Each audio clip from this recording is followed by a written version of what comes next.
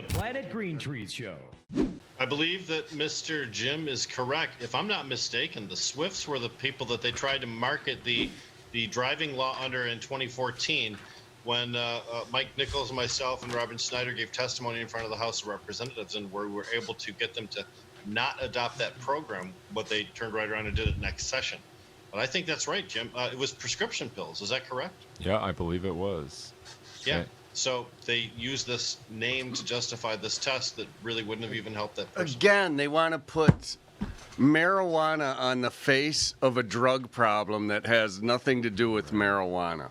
Right. Isn't that something? Always, every single time, marijuana bore the face of the war on drugs for 40, 50 years. Yeah.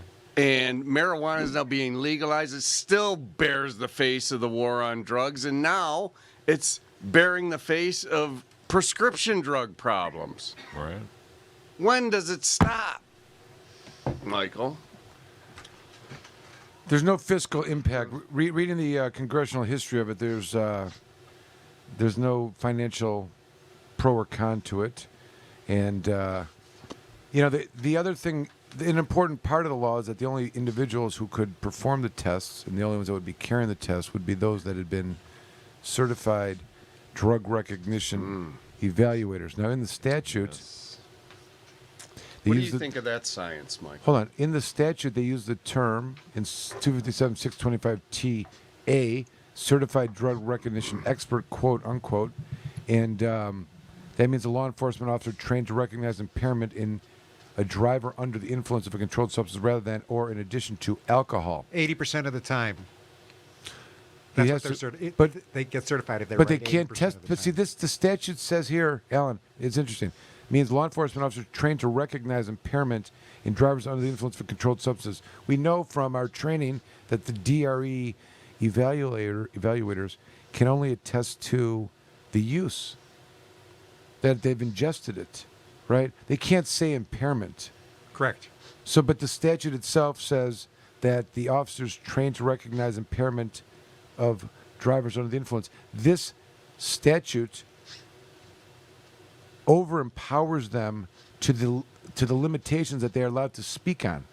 Yes. As the training goes. This statute actually gave them like 6 inches. You know what I mean? Like they gave them so much. This enhanced them.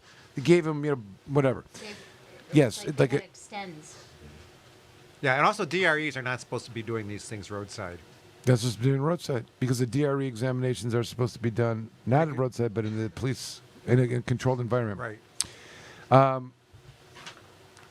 The other terrible part of this is that, we might as well just discuss it. There's this whole other authority of a peace officer certified as drug recognition expert. I say that as reading, not as agreeing.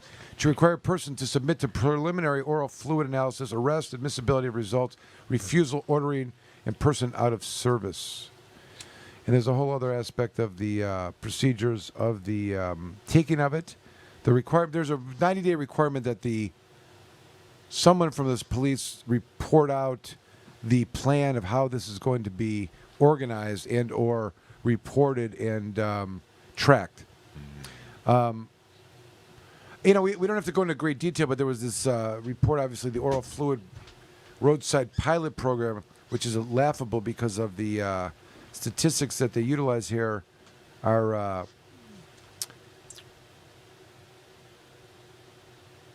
Here, there's an 8. Let me look at the table here. 814. 814. 814 is the table. But the point is that the pilot program, which is mentioned in the statute, was born out of another pilot program. They said, "Oh, there's this other program they're doing over in this other state of Arizona. We think we should try it." The conclusions of that original pilot program were inconclusive. Ooh. They involved themselves with 3 people. Oh. So this is this study that they brought here, so we could all be the guinea pigs, okay? Yeah. Here you go. THC, the overall performance of the test instrument is good. so they conclude. It's good. This is the pilot program from back in. What does that mean? The first one, 2019. It's good, Steve. It's good. With good results Good like in my the honey, Jim. with good results in the immediate sample, apart from the positive on-site test results, which showed a presence of THC in 11 samples that were not in the presence of blood. What? So 11 samples, and the chart goes on to show that there were 77 interactions. They are suggesting that the saliva test is more accurate than blood. But the problem that they have, meaning they said, so this thing is so good, the performance is great. 11 times. No, it said it's good, not great. Good. The 11 times the spit test determined there was THC when it was in the blood. This is the new gold standard. Oh. But the problem is that here That's in so the weird. beginning of the report, they start out with this whole thing with like, blood, here you go. Introduction. Blood is considered the gold standard for drug analysis and driving under the influence of drug cases. Moores and Miles, 2015. Here you go. How would someone be under the influence of something that wasn't in their blood, Michael? Right. They're Because it's in their spit, Jim. They're suggesting Oh, well. that it's more accurate then. I see. Now Well, the body does run on spit. Yes, and it's more accurate than blood, Jim. Spit is, according to their study. So there was 11 times that they believe that the spit test identified it when it wasn't in the blood, even And though they it declare wasn't that the in the blood. blood is the gold standard. It's definitely not And a there was, false I'm positive. going to tell you what the total So numbers. spit must be that the would be- platinum Yeah. standard then, Michael. The platinum standard. Blood is gold. Yeah. Here we go. Oh, gosh. White gold. Here's the THC That's performance. mucus. So They are spending a lot of time and money to make something that is nothing. Yeah. Well, Really? You know what I mean? They are really trying to force this into being something when there's nothing there. But they are making it into something. There is people out there being arrested daily, nightly for operating under the influence of marijuana. Because why, Jim?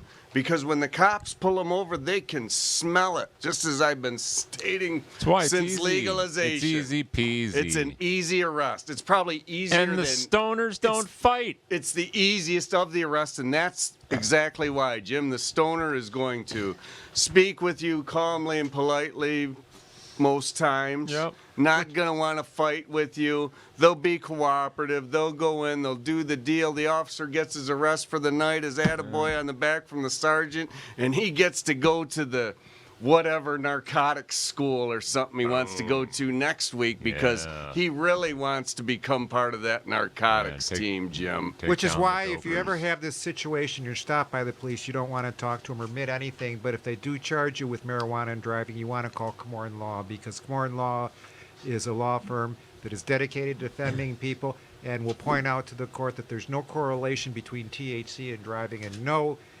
basis for this stupid law that we have on our books that prohibits marijuana. And when you driving. do get pulled over by the police, be as nice and be polite as nice. possible, but do not give them additional information. Don't talk to them. They're not your You friends. know, it's yes, sir, no, sir. Here's my license, police registration, and officer. proof of insurance, sir.